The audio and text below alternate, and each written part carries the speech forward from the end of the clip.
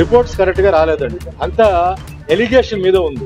ఆ సమయంలో ఎవరు అఫీషియల్స్ ఉన్నారో, ఆ సమయంలో ఎవరు బోర్డులో ఉన్నారో, ఎవరెవరు దీనికి ఇన్ఛార్జ్ ఉన్నారో వాళ్ళందరినీ అరెస్ట్ చేసి 2 సంవత్సరాలు లోపల పెట్టాలి. ముఖ్యంగా ఈ రిలీజియన్ విషయంలో ఎవరు తప్పు చేయకూడదు. అది హిందూ ఉండొచ్చు, ముస్లిం ఉండొచ్చు, క్రిస్టియన్ ఉండొచ్చు. ఒక పుణ్యక్షేత్రానికి వెళ్ళి మన దేవుడి దగ్గర అంటే దండం పెట్టుకుని ఒక ప్రసాదం తీసుకున్నప్పుడు అది కల్తీ అంటే అంతకన్నా ఇంకా ద్రోహం ఇంకేముందండి. అది చాలా జరిగి ఉంటే మట్టికి చాలా పెద్ద తప్పు. ఇది క్లారిటీ లేదు. అంటే ఆ గవర్నమెంట్ ఉన్నప్పుడు నడిచిందా, గవర్నమెంట్ మారినప్పుడు ఇది మారిందా అని అంతా కొంచెం ఊహాగానంలో ఉంది. ఇక్కడ జరిగింది ఉంది. ఎందుకంటే కొందరు ఏమంటున్నారు, 2 ట్యాంకర్లు వచ్చింది, ఆపేరు, ట్యాంకర్ టెస్ట్ చేస్తే అది కల్తీగా ఉంది తెలిసింది, వెనక్కి పంపించేశారు అంటున్నారు. వెనక్కి పంపించిన తర్వాత ఏ నెయ్యి వాడారు అది మనకు తెలియదు. దానికి ముందు ఏ నెయ్యి వాడారు అది తెలియదు. సో అది క్లారిటీ వస్తే మట్టుకి అది గనక అలా మోసం చేసి ప్రజల్ని మోసం, ఎందుకంటే ఈ ప్రపంచ ప్రజల్ని మోసం చేసినట్టే. ఒక తిరుపతి విషయం తీసుకుంటే ప్రపంచం మొత్తం వెళ్తుంది ఈ ప్రసాద్. చాలా అన్యాయం.